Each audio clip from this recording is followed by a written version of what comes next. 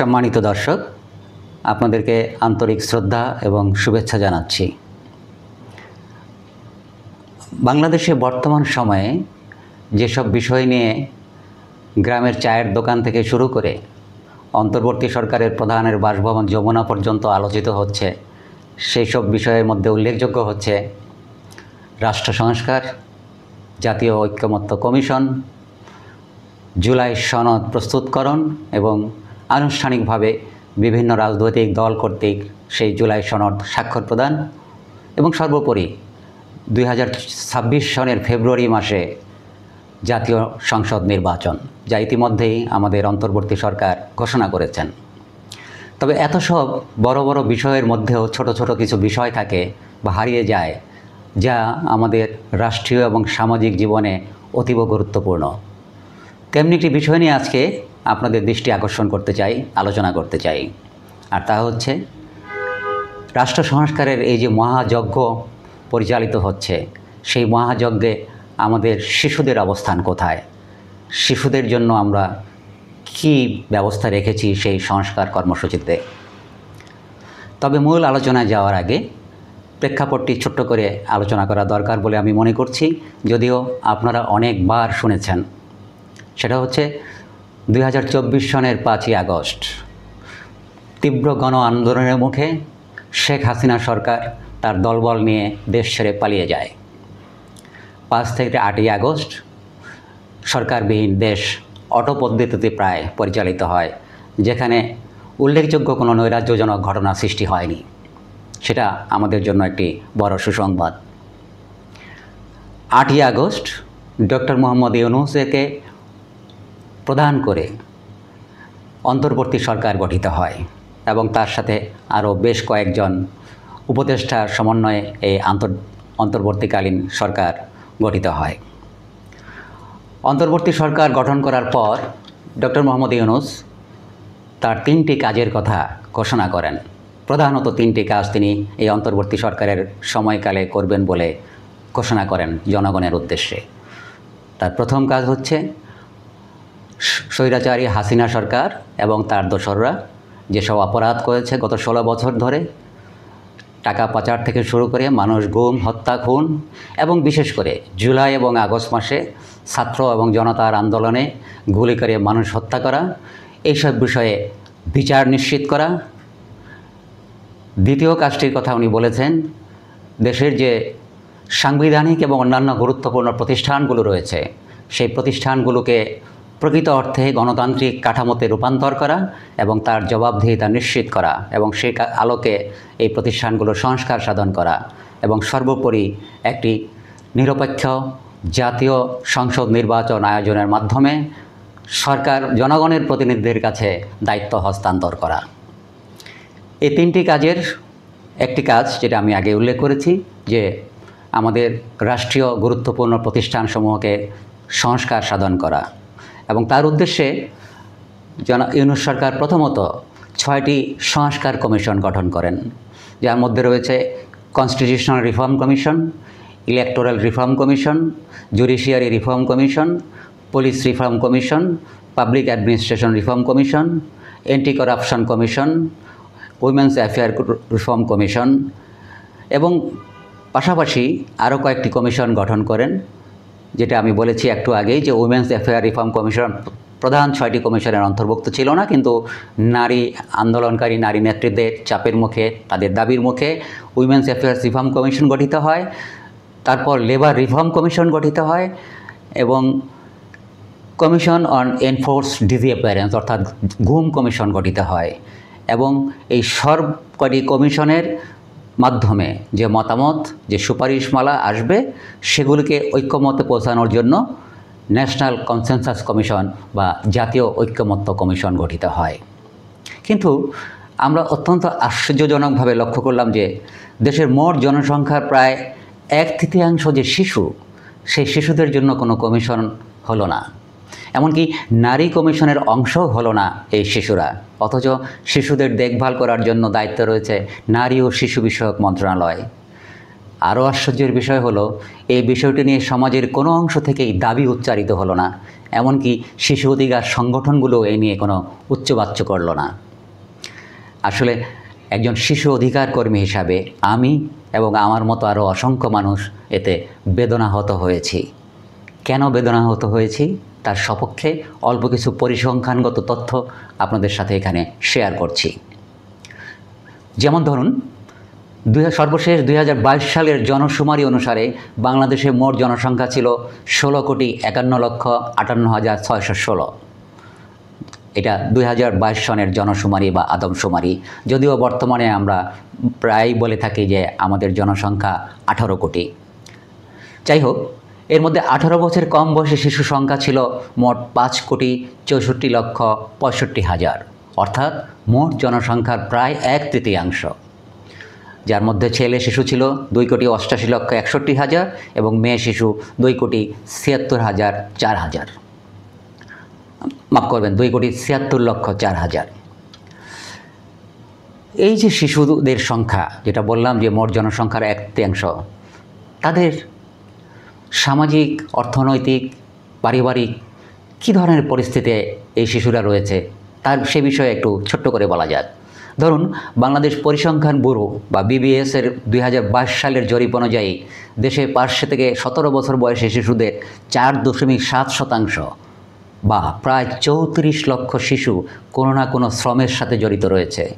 তার মধ্যে প্রায় 11 লক্ষ শিশু ঝুঁকিপূর্ণ কাজে নিয়োজিত রয়েছে, যেখানে প্রতিনিয়ত তারা নানা ধরনের নির্যাতন ও নিপীড়নের মুখোমুখি হচ্ছে। প্রায় 5 লক্ষ শিশু অত্যন্ত অমানবিক পরিবেশে গৃহকর্মে নিয়োজিত রয়েছে। বাংলাদেশে প্রায় 1,30,00,000 শিশু বহুমাত্রিক দারিদ্র্যজনিত কারণে ক্ষতিগ্রস্ত হচ্ছে, অর্থাৎ তারা স্বাস্থ্য, শিক্ষা ও জীবনযাপনের মানের মৌলিক চাহিদা পূরণে পিছিয়ে রয়েছে। সরকারি তথ্য মতে প্রায় 20% শিশু মাধ্যমিক শিক্ষা সম্পূর্ণ করার আগেই স্কুল থেকে ঝরে পড়ছে। কোভিড মহামারীর সময় স্কুল বন্ধ থাকায় 3,70,00,000-এরও বেশি শিশুর শিক্ষা কার্যক্রম বিঘ্নিত হয় এবং এসব শিশুদের অনেকেই আর স্কুলে ফিরতে পারেনি। হয় তারা শিশু শ্রমের সাথে জড়িয়ে গেছে অথবা অন্যান্য কাজের সাথে তারা জড়িয়ে পড়েছে। শিশু অধিকার সম্পর্কিত একটি সমন্বয়ক প্রতিষ্ঠানের তথ্য অনুযায়ী 2024 সালে কেবল 4,300-টিরও বেশি শিশু নির্যাতনের ঘটনা রেকর্ড করা হয়েছে, যার মধ্যে রয়েছে ধর্ষণ, হত্যা ও আত্মহত্যার মতো মামলা অন্তর্ভুক্ত।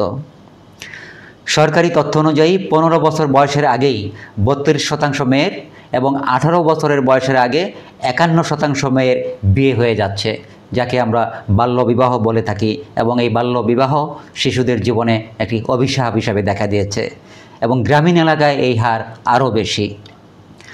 সরকারি তথ্যমতে বাংলাদেশে প্রায় 10 লক্ষ প্রতিবন্ধী শিশু রয়েছে, যাদের মধ্যে মাত্র 20% বিশেষ শিক্ষা বা সহায়তা সেবা পেয়ে থাকে। এই যে পরিসংখ্যানগুলো আমাদেরকে পরিষ্কারভাবে বলে দিচ্ছে যে বাংলাদেশে লক্ষ লক্ষ শিশু এখনও নানা ধরনের ঝুঁকি ও বিপদের মুখোমুখি হচ্ছে। তারা তাদের জন্মগত মৌলিক অধিকার থেকে বঞ্চিত হচ্ছে।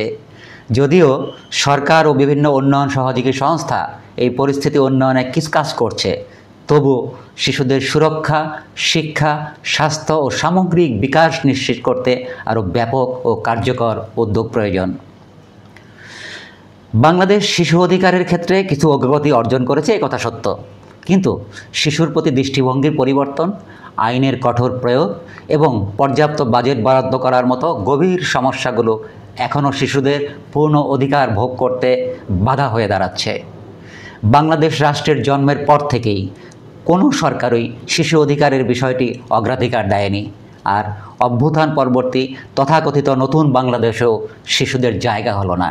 এটি হচ্ছে আমাদের জন্য অত্যন্ত পরিতাপের বিষয়। আমরা একটি নতুন সামাজিক বন্দোবস্তের কথা বলছি, সেই নতুন সামাজিক বন্দোবস্তে আমাদের শিশুরা নেই। আসলে বাংলাদেশের শিশু অধিকার বাস্তবায়নের ক্ষেত্রে কী চ্যালেঞ্জ রয়েছে? আমাদের বিভিন্ন গবেষণা থেকে দেখা যাচ্ছে যে মূলত কয়েকটি প্রধান সমস্যার কারণে বাংলাদেশের শিশুরা তাদের অধিকার থেকে বঞ্চিত হচ্ছে। তার মধ্যে অন্যতম হচ্ছে দারিদ্র্য এবং অর্থনৈতিক বৈষম্য।